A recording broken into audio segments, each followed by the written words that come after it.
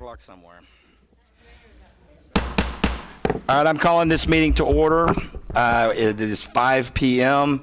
We do have a properly posted agenda, and we do have a quorum. At this point, we are going to move over to the workshop area for a budget workshop, and then we'll be back in here for closed session by 5:30.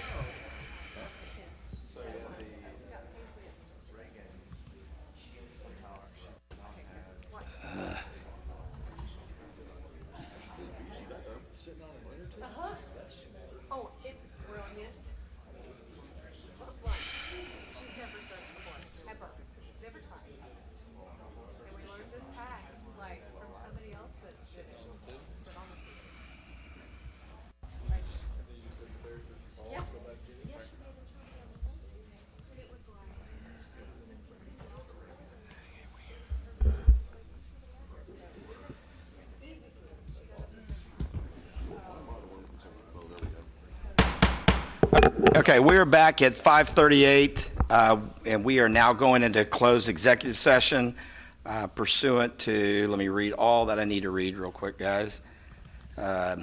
We are going into closed session for 3C pursuant to Texas Government Code 551.074, personnel to deliberate the appointment, employment, the evaluation, reassignment duties, discipline or dismissal of a public officer or employee, including superintendent or board member, or to hear a complaint or charge against an officer or employee. We also are in closed session for 3.D pursuant to Texas Government Code 551.076, security devices or security audits to deliberate the deployment or specific occasions for implementation of security personnel or device or security audit, Guardian program update, and review of House Bill 33. At 5:39, we are in closed session.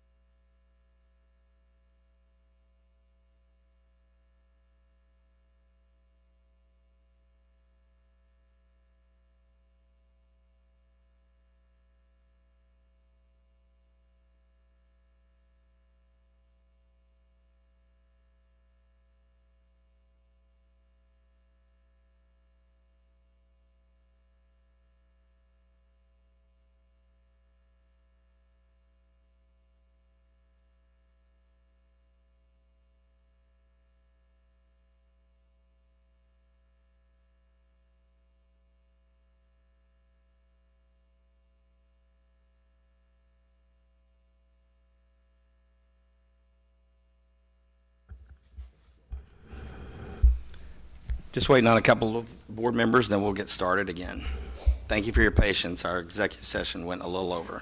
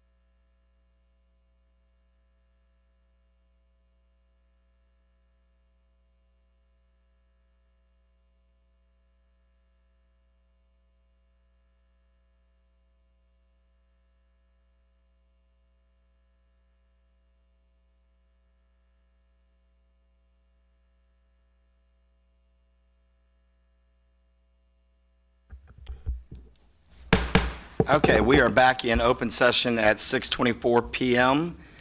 We are at item number 5, the invocation. Chief Campbell, if you will lead us in that, if everyone will rise as you're able.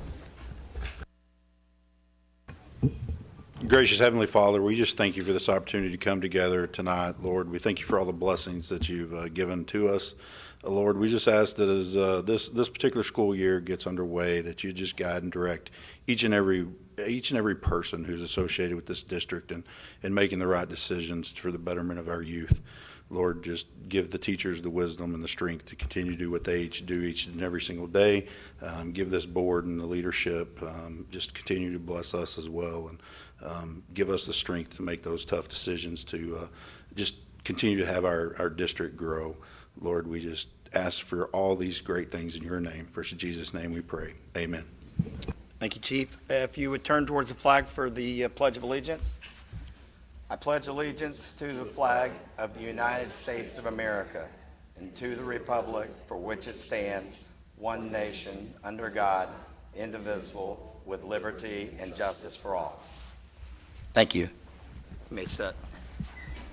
All right, we're going to move on to item number 7, recognition. We've got several good things to recognize tonight. I'll turn that over to Ms. Williams, or Monique, excuse me, Ms. Bird. Why don't you lead us on this one? I have a wonderful boss, but we're not quite related, so.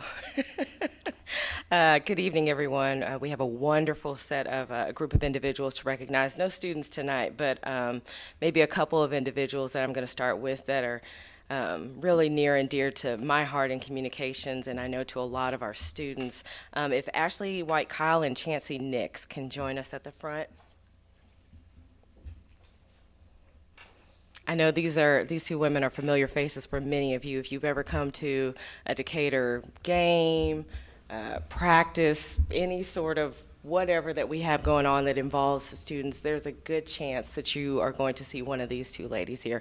They show up with their own time out of love and just pure joy of being with the students, and they take photos. And they're wonderful photos, and then they go home and edit them. That's the thing that y'all don't see. And I know that takes a lot of time, and they try to make sure that every student is captured and that every student is seen, and it's really been a blessing to us as a district, and so we're so grateful. Ashley Kyle has been doing this since I think 2010, and Chancey Nix, I didn't actually ask, when did you start this?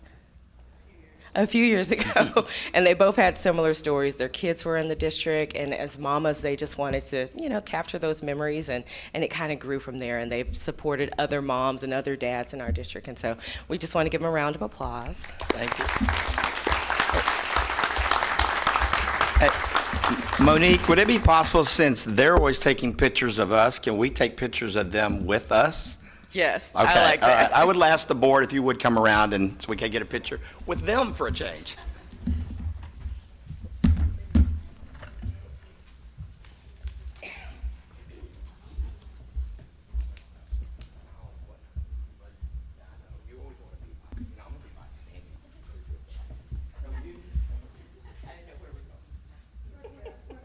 There's fine.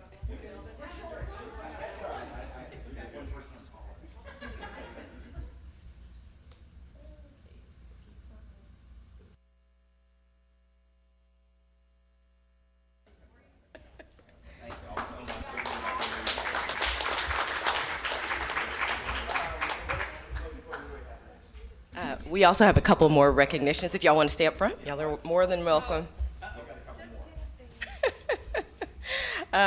This year, we've had a number of initiatives throughout the community. You all know. Y'all are community members, and our community is phenomenal. We have one of the most generous community spirits that you can see anywhere, and so I'm so grateful. And these individuals have stepped up with school supply drives, teacher gift cards, and really just ensuring that we have everything that we need for success. And so I'm actually going to call both groups up at the same time just to recognize them and thank them for all. And we had a lot. We had a lot. And so we'll start with the Episcopal Church of the Resurrection.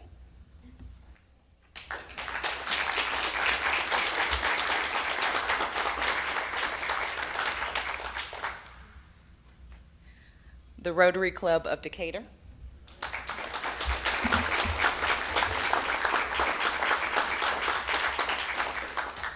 The Decatur Education Foundation.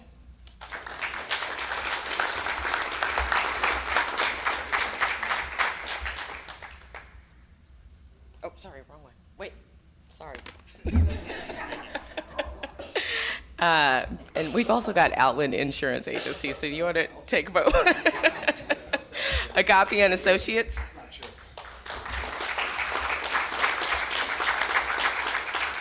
And then we have, I think, a decent group with the Greater Denton and Wise County Association of Realtors.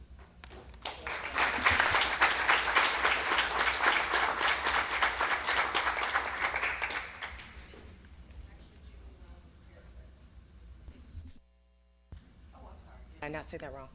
I'm sorry. Julie Wells is with Clear the List. I think we're all familiar with them. They are the ones that raise the money for the gift cards for our teachers, and I said that wrong, so I do apologize, but we're just so grateful to them. I also want to brag on the Episcopal Church. They reached out this summer. We were their Mission of the Month in July, and they're a smaller church, but they really came and just did a work. I also want to say a small thank you to a couple of ladies that aren't here. Well, one is here, Laura Walther.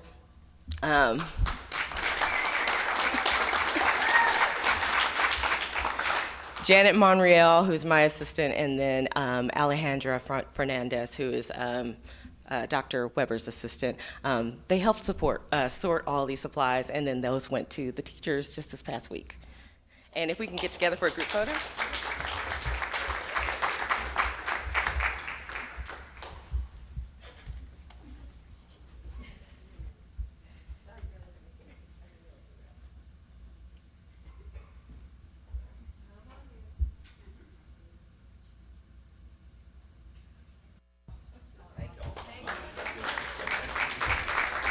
And I also,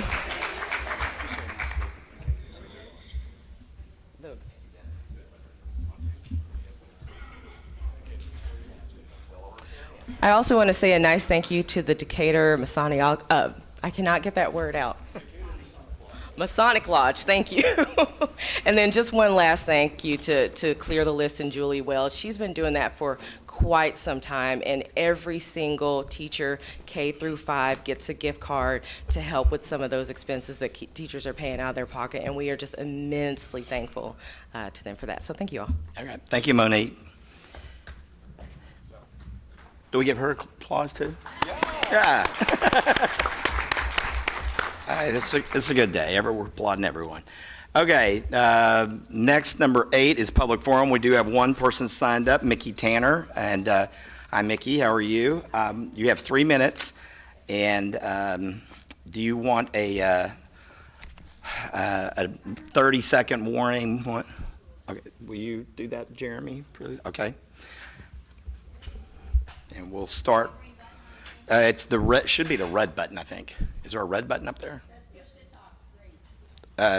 Just go ahead and push the red. That holds it down permanently. Okay. That way you don't have to keep your finger on it. There you go. I think you're good. There Okay. you go. Okay. All right. Well, thank you so much for having us this evening. I'm Mickey Tanner, and this is Rhonda Lawson. And we are members of the WISE TPUSA Faith Hub. And on behalf of the churches and organizations of the greater community of Decatur ISD, it is our joy and honor to present these 10 Commandment posters in compliance with Senate Bill 10. We respectfully ask that they be placed in a visible place in every classroom, helping to restore a tradition that was once a common part of American education, and honoring our nation's rich heritage of upholding these timeless values. These posters are more than just words on paper. They represent the Decatur faith community's heartfelt support and appreciation and ongoing commitment to the students, staff, and families of the Decatur Independent School District. It is my privilege to introduce members of the churches who made this possible: the First United Methodist Church of Decatur and the First Baptist Church of Decatur. The pastors, along with their congregations, have lovingly adopted the school and want you to know that they are committed to being a blessing, offering encouragement, prayer, and practical support to teachers, staff, and students in each campus. We also want to thank you, the members of the board, for your leadership and dedication to our students. It is an honor to come alongside you in supporting the heart and future of our community. We have 270 posters to present to the district. Should you need more, please contact me. I'm going to give Mr. Schultz my number. We do have extra, and if you need more, please let us know. Thank you so much. Thank you, appreciate it. Would you like us just to leave them? You can just leave them right there. We will take care of those. Thank you. Okay, moving on to item number 9, the superintendent report, student achievements and district events. Ms. Williams. All right, so many of you may have seen our high school fishing team had their 5 minutes of fame over the weekend. We had a student that put a call out on social media asking for our help to secure a boat and a captain so that he could compete on the fishing team. That story quickly kind of took off, circulated through the local moms group that then made it viral. And then we had actually a Fort Worth police officer pick up that request. And so he was able to secure a boat and a captain. And so that's exciting, that the power of social media for the good. And so anyway, the season starts in September, and I think we'll have between like 12 and 14 teams. So it's pretty impressive. Another just interesting little tidbit, Pappy Jacks, which is coming to the square, that used to be Fuzzies.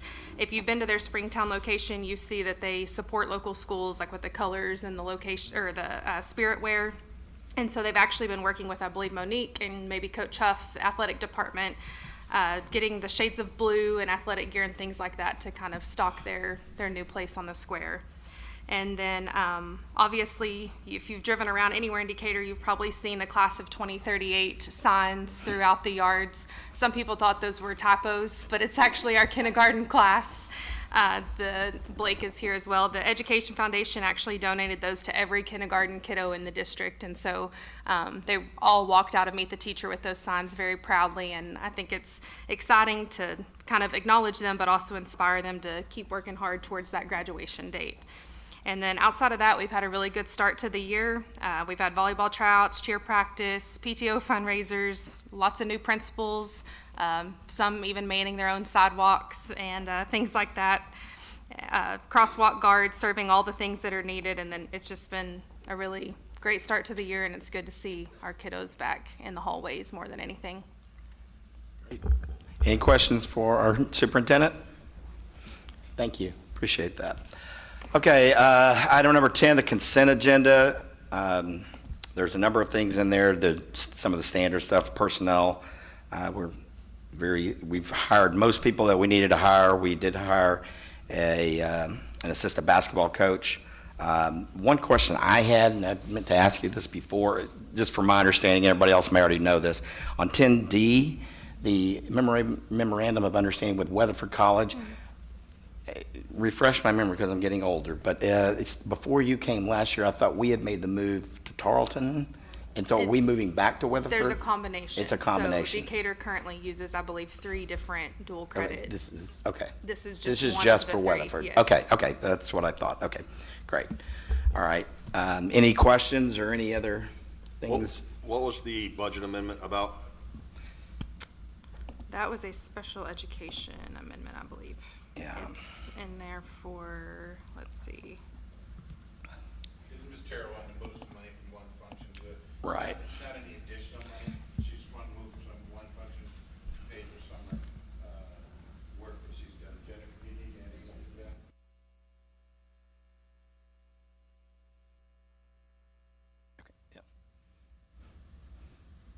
And then that last one, the 10G, that's Julie Wells. She was just here, but that's that donation that it's Oh, yeah. speaking to, the $250 Amazon cards. That amounts to about $32,000 or more that they donated, just to put a figure to that. I was going to say, if anybody wasn't aware of that, that's a very, very nice donation that they gave us. So if there aren't any other questions, I would entertain a motion to accept the consent agenda. I recommend the board approve the consent agenda. Have a motion from Mr. Bayless. Do I have a second? Second. Have a second from, who was second? Oh, hey, Chief. You're also a ventriloquist, too. All those in favor say aye. Aye. All those opposed say nay. Motion passes 7-0. Moving to number 11, item number 11, 11A, consider and take possible action regarding UIL homeschool participation. I am opening that up to discussion at this point. This has come up before, and for those of you who are not aware, that in the past, it was left up to the school boards to opt in.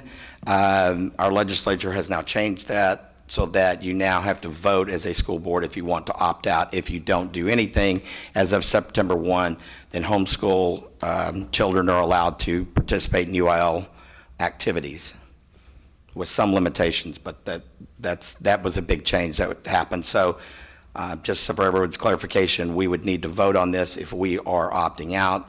We also have the option of voting to opt in. So open up to discussion. Anybody want to be first?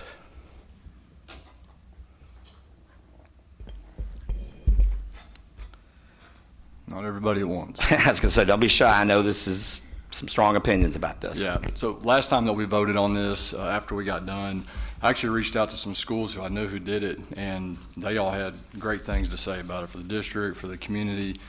The high school I graduated from, they do it. Superintendent was my football coach. He said it's been phenomenal. He said it's been great all around. The families who would benefit from this, they're taxpayers too, so I do see the merit in that. However, I do have some concerns, and they're the same concerns that I had before. And really a lot of it relates to academics, and it seems like there's a big discrepancy between what our student athletes are doing versus what the homeschool kids are on academic. I know that they have to take a prerequisite for getting in, but then also our kids, every 9 weeks or 6 weeks, we just changed to 9, they have to do 9 daily grades, they have to do 3 test grades, must maintain a 70 average, and the only fallback that these homeschool kids have is us calling their parent teacher and saying, are they passing, are they failing, and them saying, yeah, they're passing. And so I just feel like that there's a huge discrepancy on what is required of our kids versus what is required of the homeschool kids. To me, we're kind of holding the public education kids to a higher standard due to that, and so that's one of my concerns. Another concern that I have is the potential loss of students to homeschool, knowing that they can participate in UIL activities too. When we're sitting here talking about adopting a deficit budget, and we're talking about kids who can now potentially go home and be homeschooled, and then also participate in athletics or any other UIL activity, I feel like there's going to be a decrease in our enrollment of our kids. And I was actually looking at it this weekend. The Texas Homeschool Coalition, which I know is Tim Tebow is a proud supporter of that too. It mentioned on their petition that each year 20,000 families would draw their kids from public schools to homeschool, and it said countless more will do the same if they had access to these opportunities. And so I feel like we're opening the floodgates to potential decrease in our funding, and it's not about dollars, but at the same time, whenever we're in a deficit budget, it kind of is about dollars. Every family I know that homeschools their kids, they're phenomenal. I would welcome them in, and my hope is that these kids would be fully engaged in the district and not just UIL. Like today I heard that there's a homeschool kid, freshman, who just enrolled. He's been homeschooled since he was in 3rd grade. and he enrolled in the district today so he could go play soccer. That's what my hope is for every homeschool kid, is to not just do UIL, but to be a full participant in the district. I agree with a lot of the things that you just said. But as much as it is about dollars, I don't see us losing kids to homeschool. I mean, there's a lot more than just, there's a lot of decision and thought that goes into a family taking on the responsibility to homeschool. A lot of families don't have that ability. Parents are working and whatnot. But dollars do matter. I don't think that we're sitting necessarily in a position where we can thumb our nose at $1,500 per activity. Do I have that right? $1,500 per activity? Some of our high school kids, let's think about it, how many UIL activities can they potentially be a part of? A lot. I don't think that we're in a position to thumb our nose at money from the state. And I don't look at it as losing kids to homeschooling. I potentially see kids coming from homeschool and saying, man, what a great environment. This community, they get me. I want to be a part of this every single day, and going home and begging their parents, please let me go to school at Decatur. So if we gain 5 students out of that, 10 students, and that's lofty goals, but that's money in our pockets on top of we've gotten money for UIL. I think that we need to be more inclusive of our community. We're going to be coming out, everybody has bond on the mind. They're taxpayers. They're voting members of our community. So if we're excluding them, why would they want to support us? They're not going to go to the polls and vote yes. So those are just my thoughts.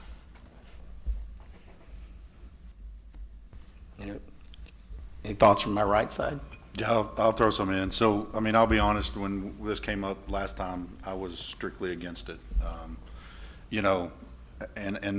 Nate, I can't disagree with anything you said. Those are some of my fears too, but, then again, I can't disagree with what Sandy said either. And that, it could be an opportunity from knowing a lot of kids who are homeschooled. Sometimes the interaction that they would be able to get from some of these programs might be extremely beneficial to them, just on their ability to engage socially, that otherwise maybe they're not getting as well. And so I think that's a big deal. I don't look at money at all. I'm not concerned about that. I don't know that if you have 10 or 12 kids and you get $1,500, I don't know that that's going to break the bank for us. But I'm looking more specifically of the opportunities that it could provide for the kids. I think more than anything, that has kind of changed my mind. Now, I still have some extreme concerns as it relates to security and managing those. But I think that's something that we'd have to do on a district side, is to manage that.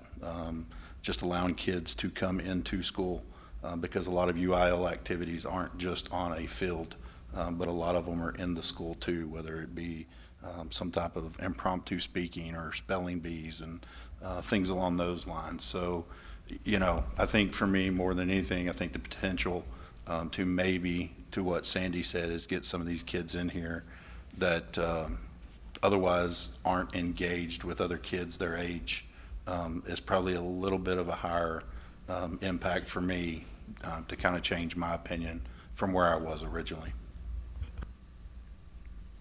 Okay, thank you.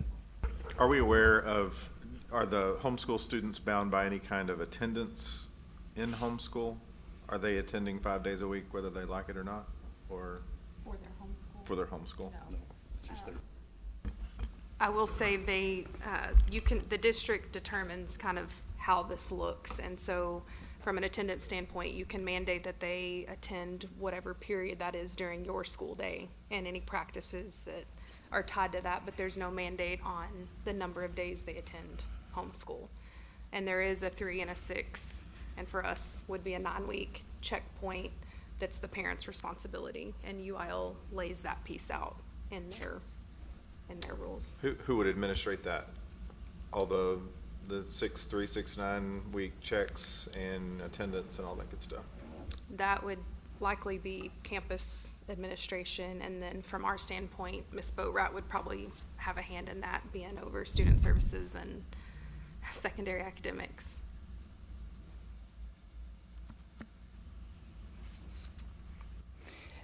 If I could ask the group just a couple of general questions, and then I'll give my comments, but I was trying to let everybody else speak first. But one is, are we all in agreement that if this were to pass, that this would be restricted only to Decatur ISD taxpayers?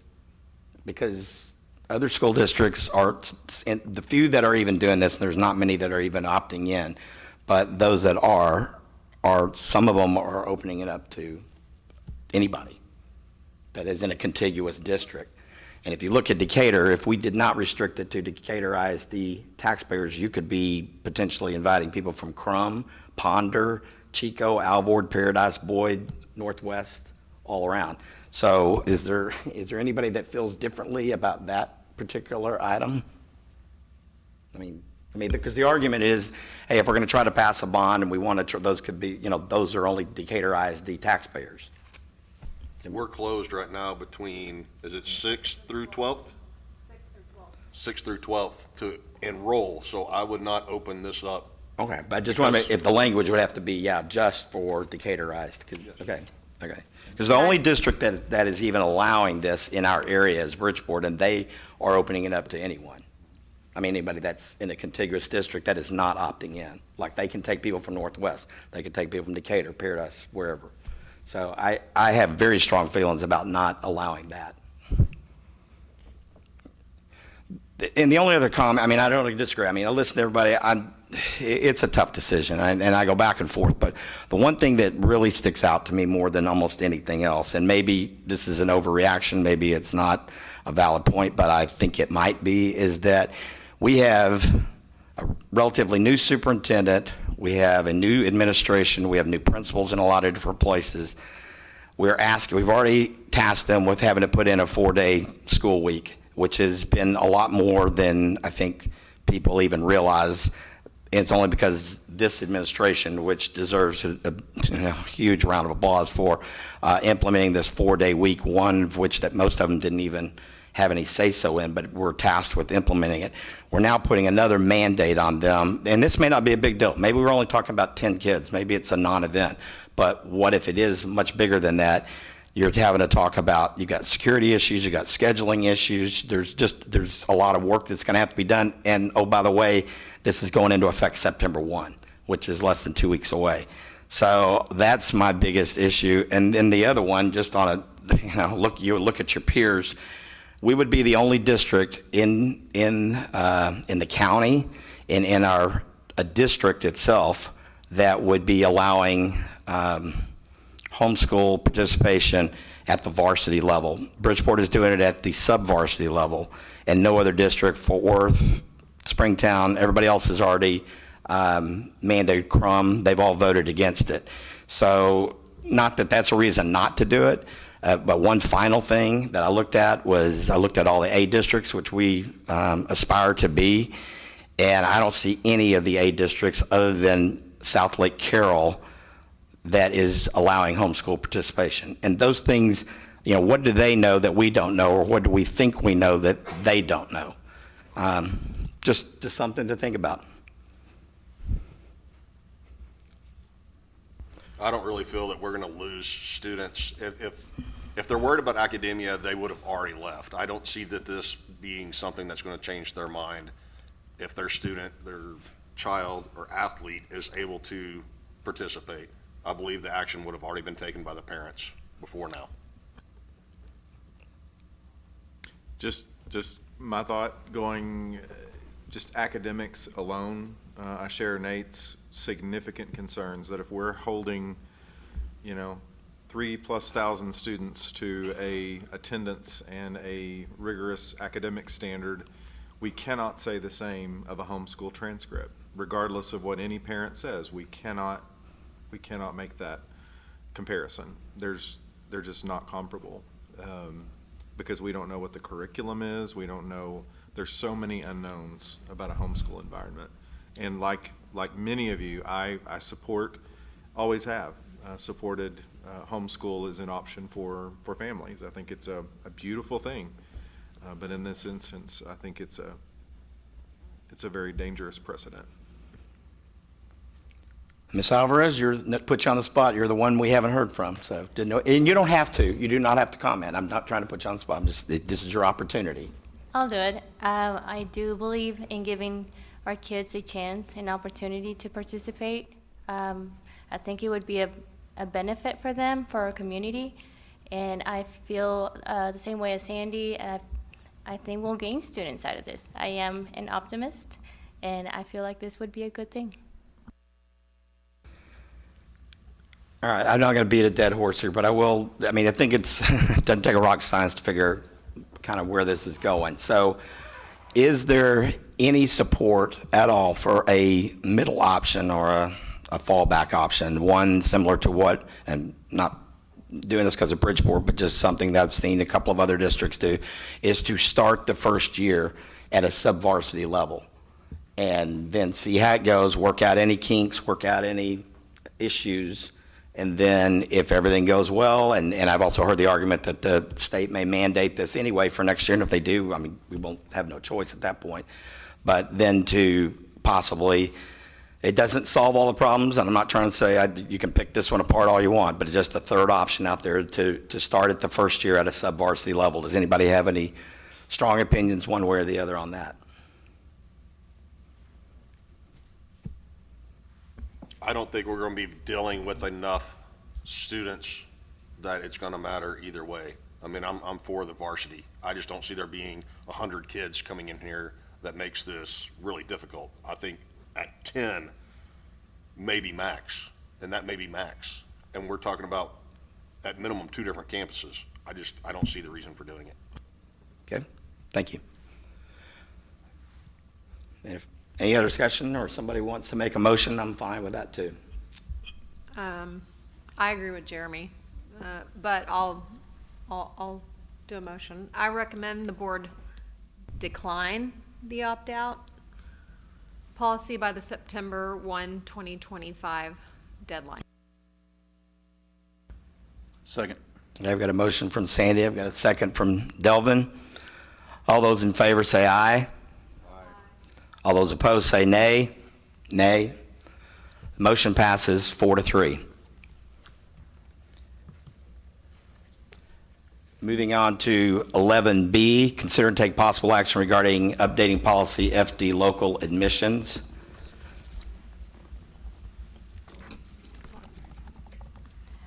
All right, so with that vote, FD local as well as FM local board policy will both need to be amended. And so those changes are reflected. It essentially removes the statement that says they shall not be eligible.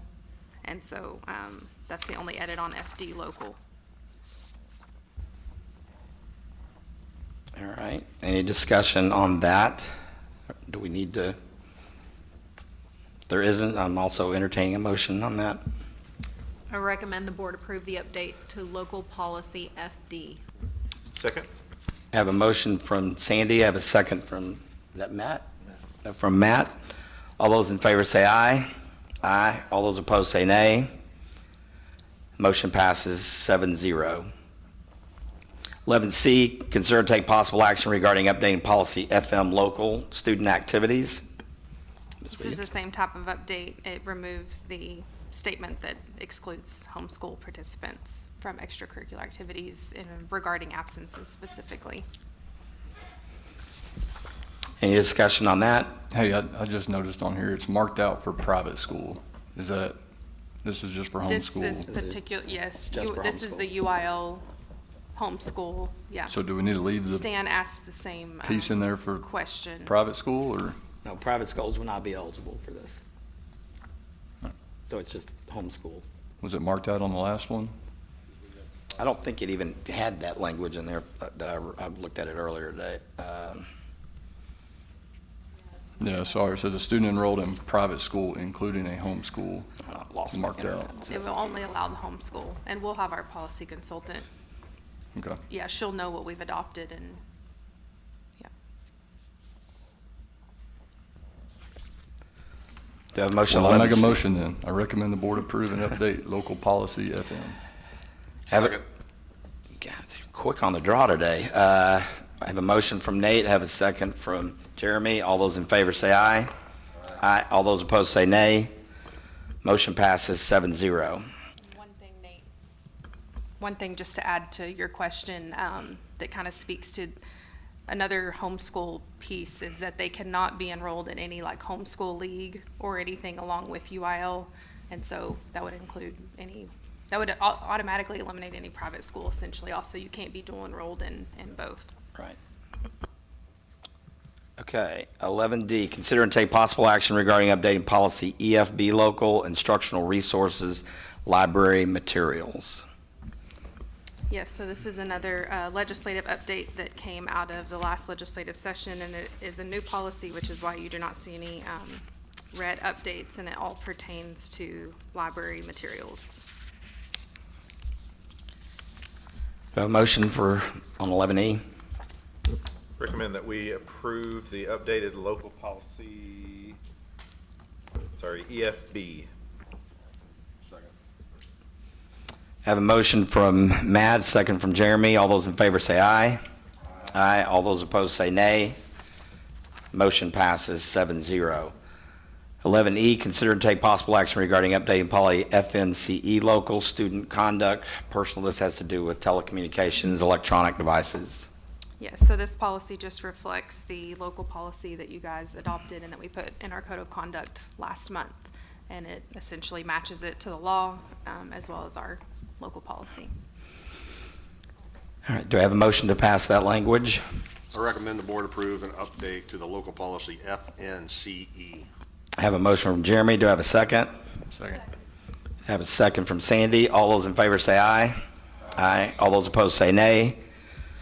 Motion passes 7-0. 11F, consider and take possible action regarding updating policy EIE local. This has to do with academic achievement, retention, and promotion. Everyone starts singing that song. What's that? EIEO. Sorry, I Yeah. had way too many flashbacks to delirious conversations between Weber and Laura and I about policy updates.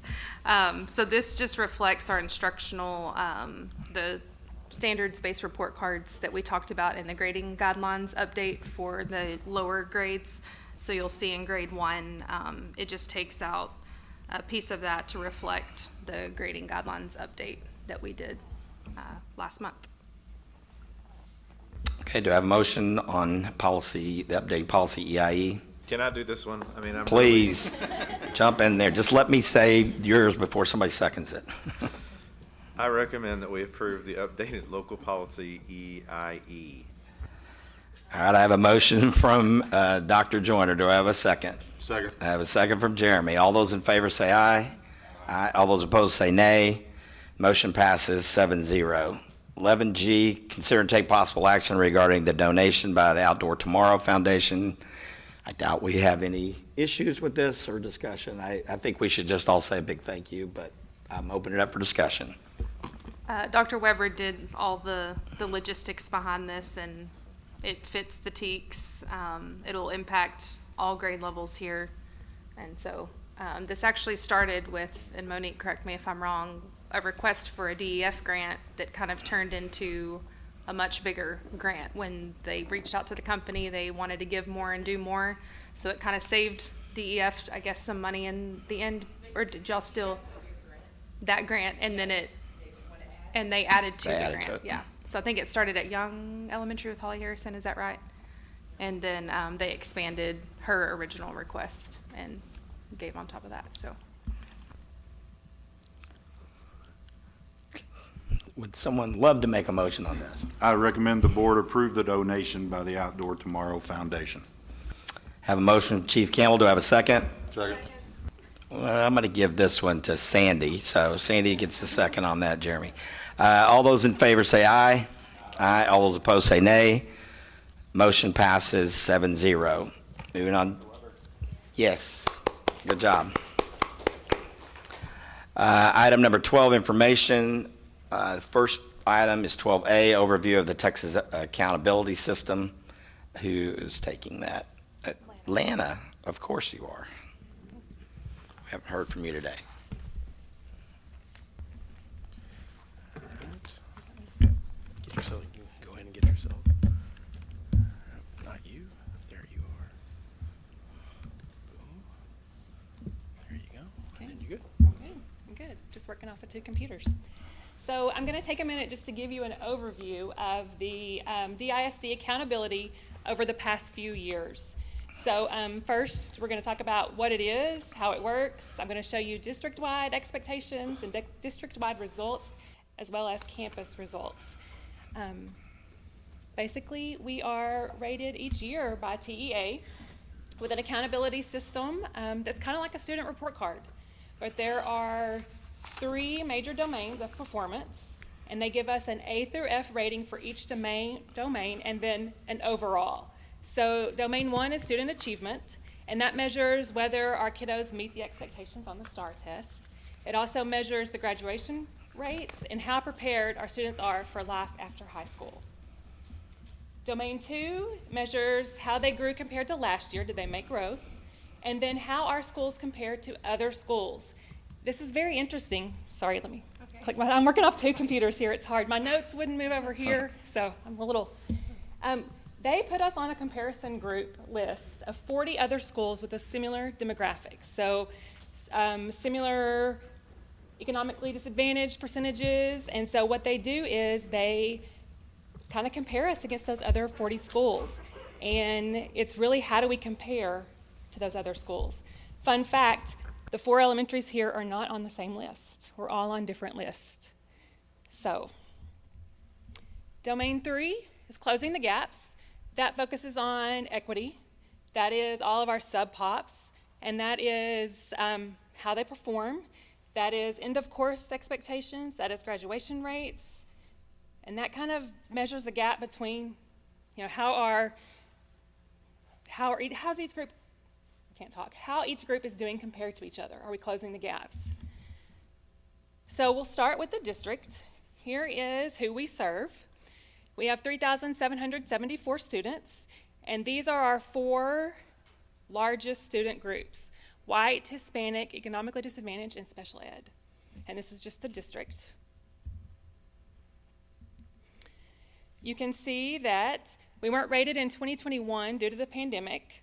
Ratings were given in 2022, and then you see a column that is the what if column.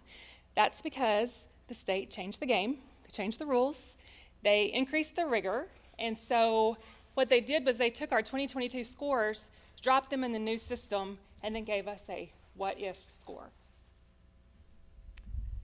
But you can see that we have made gains from 24 to 25.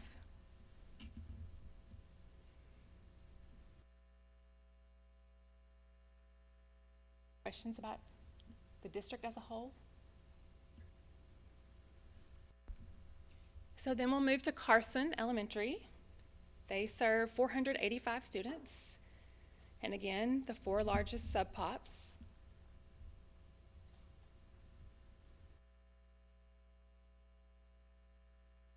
Here is their accountability summary.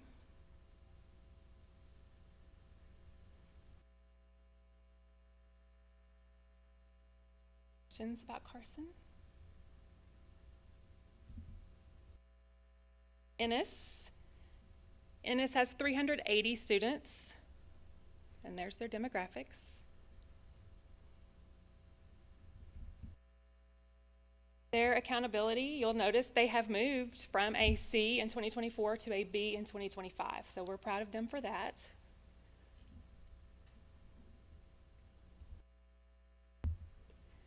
Rand serves 466 students.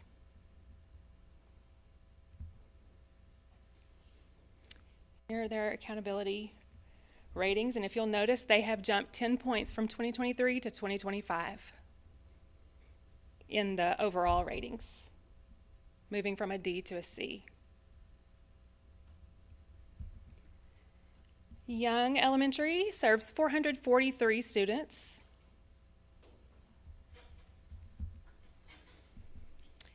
And so what's different about Young is you are, as a campus, you are eligible for, there's 7 distinctions total. And so the distinctions are like bonus recognition, and you have to meet the standard. You have to be rated an A, B, or C. And then again, in your comparison group, you're compared to the 40 other schools. And if you score within the top 25% of your list of 40, you're awarded a distinction. So Young was received 1 in reading language arts, math, science, the top 25% comparative academic growth, top 25% in closing the gaps, and then post-secondary readiness.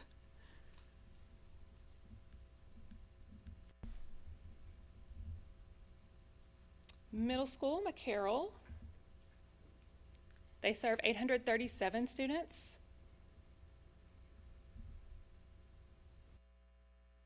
And again, they have jumped, or they have made gains. They have improved.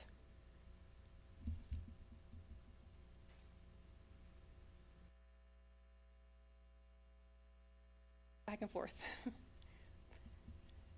Okay, if you look at Decatur High School, they serve 1,163 students. They received an academic distinction for social studies. And they again have made small gains.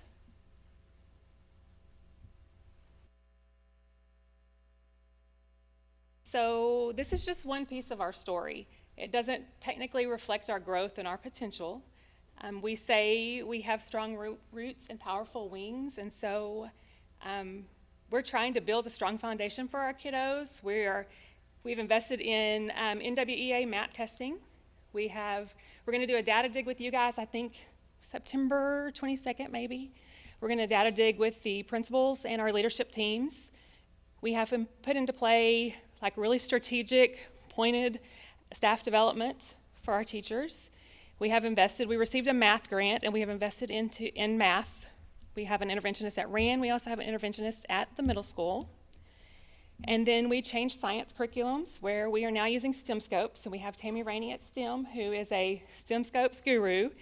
And her schedule just happens to work out to where she has a little extra time, and we can place her on other campuses and help grow in the area of science. So we have lots of great things that we have put into play. We've just got to continue to build on it.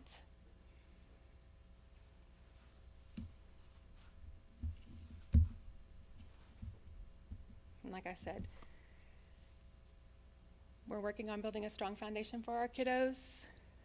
We've all pledged to work hard together and to face the cold, hard truth and, put it behind us and build on it and do whatever it takes for our kiddos to be successful. Any questions? I know it was fast, but we will dig through this and our beginning of the year data on September 22nd.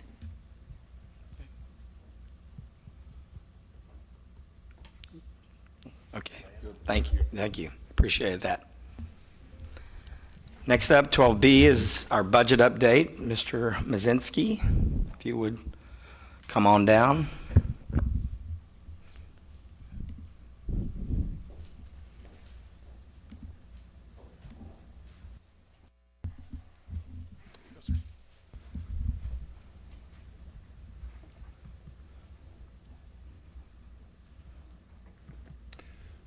Thank you. For the people in the audience, we've gone through some of this in the past couple of meetings, so this may not be the most exciting thing to go through, but we will go through it.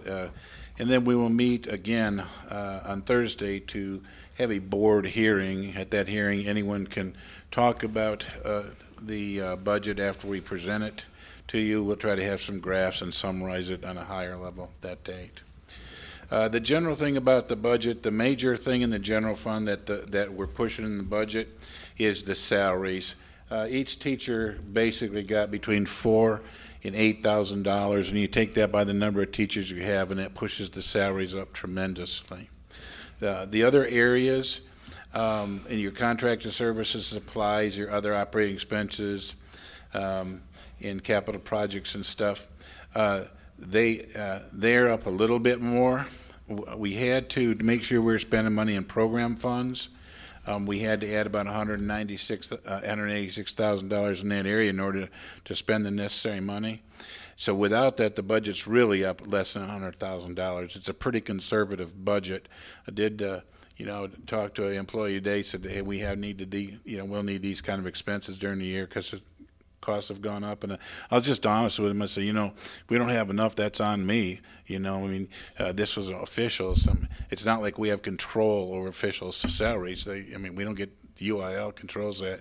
So we may need to come back, but we'll do it best we can with what we have, what we know about right now. Your payroll costs, we talked about those. Basically, those have to do with the huge salary increases that the state of Texas put through. The only interesting thing about that is no longer the district has any control over those teachers' salaries. What happened was the second that the state said, we'll tell you the amount, they took over. And that's going to be interesting going forward because no longer that money comes to us in hunks. It doesn't come as the hunks do what we want with it. It's a pass-through. So this will be a quite interesting future. In your contracted services, we went through and there were some line items that were underspent and stuff. We cleared most of those down. Some of these are decreased in this area, but they're increased in other areas. We tried to take a little bit off of our utilities. Another area, which are 6300s, we'll do next. We try to take some off of our fuel on there. In our 6300s, our supplies, we had two major areas that we increased really since we've met last, and that is we increased career and technology about $70,000 in dyslexia. We weren't spending enough in dyslexia when I put the budget together, so we had to allocate more to that. That's a hard program to it's been hard ever since they gave us those funds to fully spend those. In the career and technology, that's been a good surprise because we do earn about 50% of that money that we earn from those formulas goes to balance our general fund. But on the other hand, we still need to spend the other part of them in some of our employee salaries that we talked about. We'll be eating into that, but until I do that, those are put in as placeholders into the supply areas. There's no other real major areas. We cut some general supplies by $30,000, and the other thing I think that I added since I've seen you last. We're trying to make sure we're up to date in our AEDs, and so that will be a new something that you haven't seen in the past. I put that in there, and I'm sure if we did the budget a month from now, we would find more needs and we would put those in. But at some point, you draw the line, and this is what we're going to be presenting to you. Your other operating didn't really have any major changes. We added travel for the students. When we went through that, seemed to be a line in athletic. Again, that's one of those things that you put in there and you hope you get it right, but if you end up spending more, you just have to come back and say, we've spent their travel money. It's like travel and officials are not line items where coaches can go and say, okay, let's go out and buy, a bunch of uniforms or something, and they're pretty much district level funds for our kids as a group. They're not really allocated to any one person.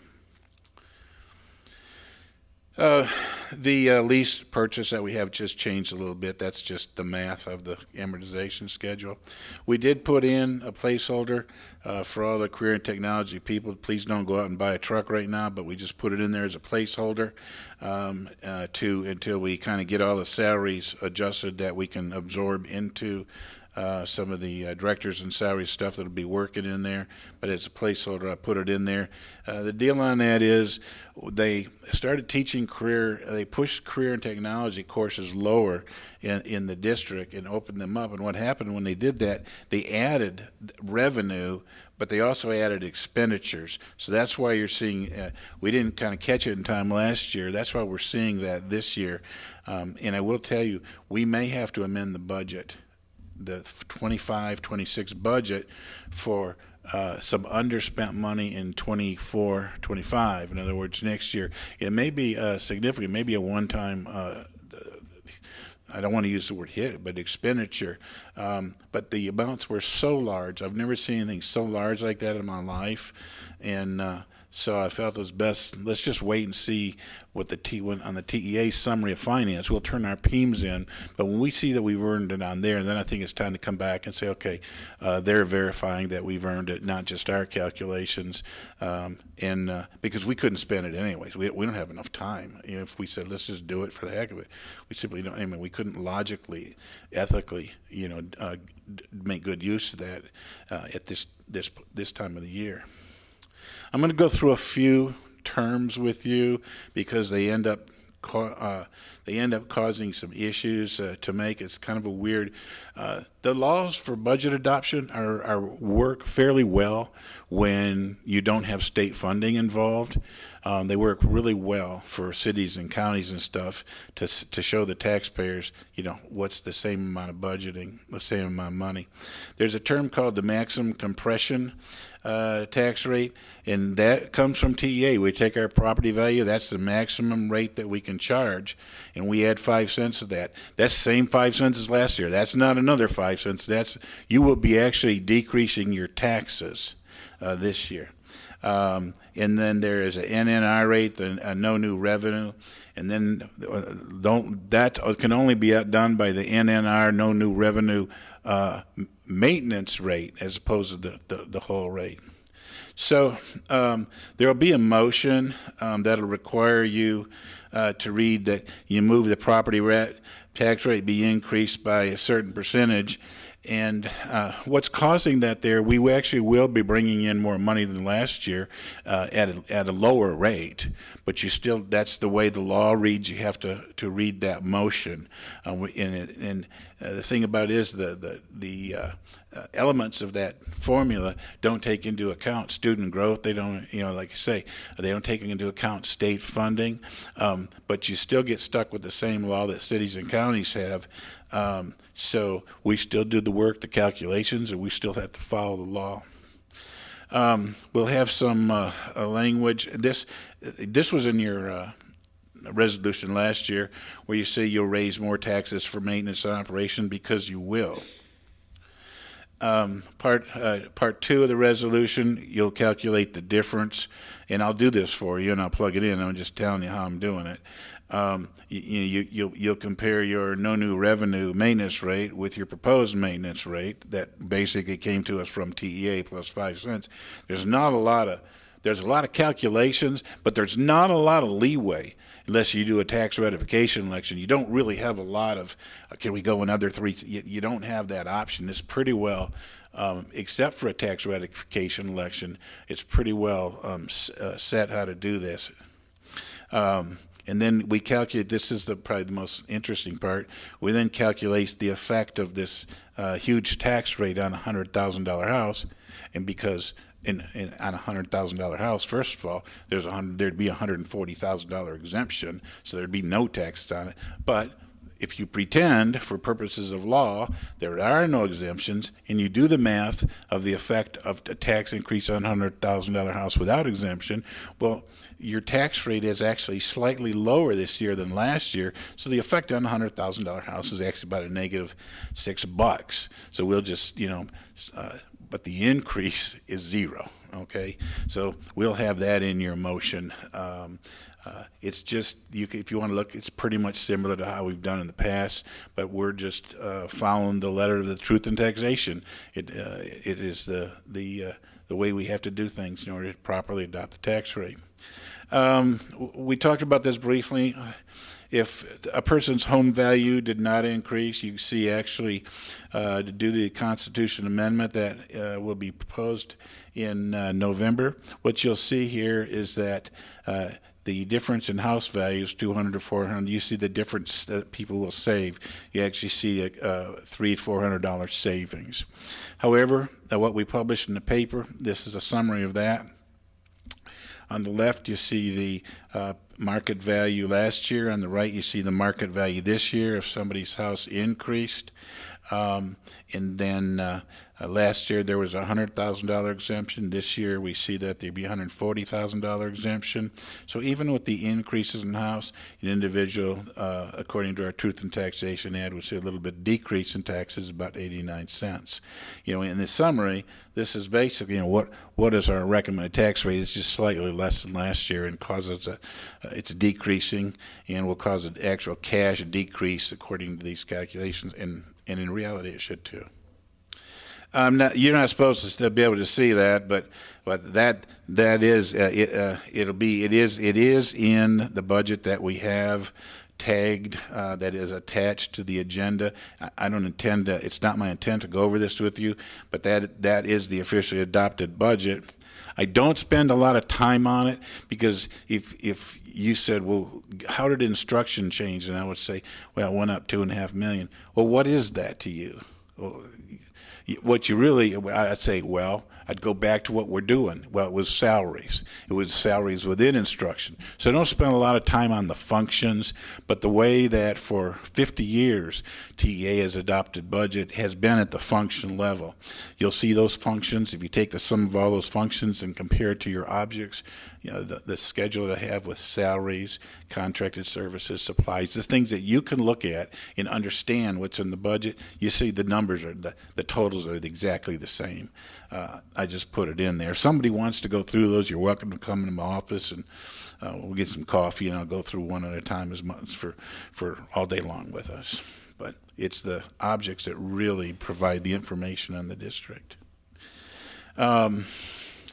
Few things that if the state is paying, you know, our formulas, unlike cities and counties, we're kind of the state gives us money, and then the based on our property appraisals, you know, they bring us tax dollars.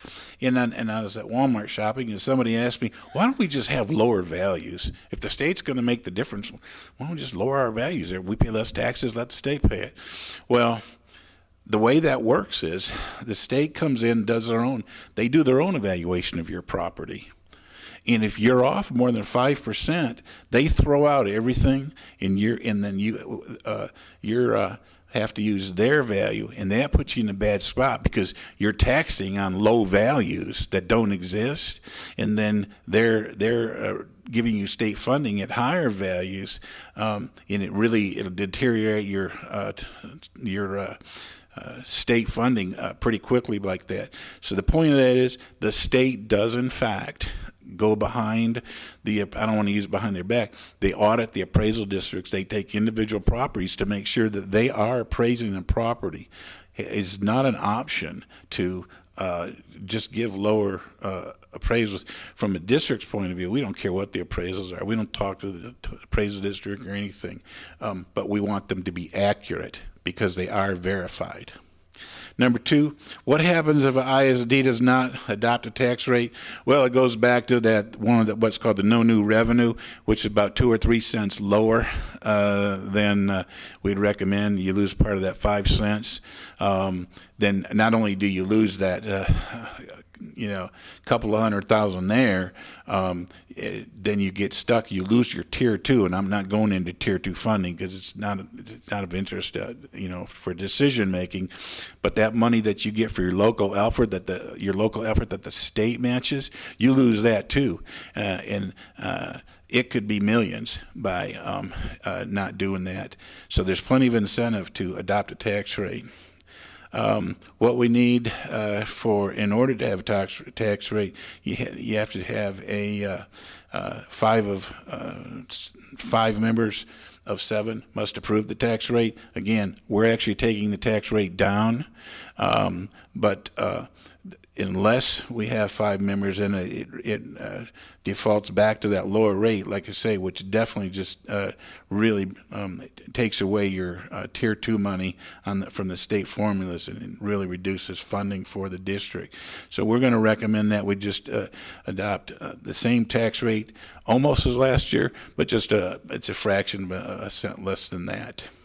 I will tell you that we'll recommend you adopt the budget Friday night tax rate, but we've advertised. If for some reason, we do need to adopt the budget, but if for some reason, as long as something goes wrong, there's a hurricane or something, we just need to take care of the budget by September 1st. We need to take care of the tax rate by about the middle of September.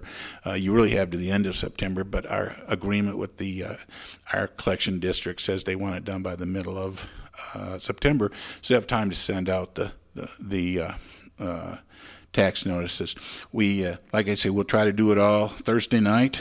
But if something crazy happens, we do have a little bit more time. But the budgets, the numbers we'll recommend. I mean, we've hired all the staff. That's not gonna change at all. The next step, the next step Thursday, we'll have budget and tax hearing. That's what I'd like to tell anybody in the audience or anybody in the community that wants to talk, they can come up and talk to us about it. Then we'll adopt the budget. State law says you adopt the budget first. It's been that way for 20, 30 years. The budget is adopted before the tax rate. The next motion is to adopt the tax rate after the budget's approved. And then September 1st, no spending is allowed to happen until September 1st. Once that happens, it's like I said before, it's kind of like a rocket. It's pretty hard to pull back when September 1st happens. And that is the end of it. Unless there are any special requests, I'll go ahead and start pulling the stuff together and get some of those resolutions to you. I like to proof my calculations over and over that we have on the agenda to make sure that the resolutions are flawless. Are there any questions before that we bring this to you next week? Thank you very much, Mr. Schultz. Thank you, Mr. Mazinski. And before you walk away real quick, in case there's any questions on the financial information, that's the last piece of this 12C. Does anybody have any questions? Payment of bills, tax collections, all that stuff for Gary? If not, you're now free. Thank you, sir. Thank you, Mr. Mazinski. All right, any closing before we adjourn? Okay. If there are no more discussion, we are at item number 13 at 7:30 on the dot.